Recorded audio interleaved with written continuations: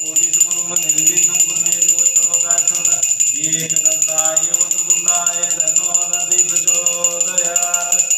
ओम गणपते नमः गणपते नमः गणपते नमः गणपते नमः गणपते नमः गणपते नमः गणपते नमः गणपते नमः गणपते नमः गणपते नमः वक्रतुण्ड महाकाय सूर्यकोटिसमरूप निर्विघ्नं कुर्मे देव सर्वकार्येषु एकदन्ताय वक्रतुण्डाय तन्नो दन्ति प्रचोदयात्।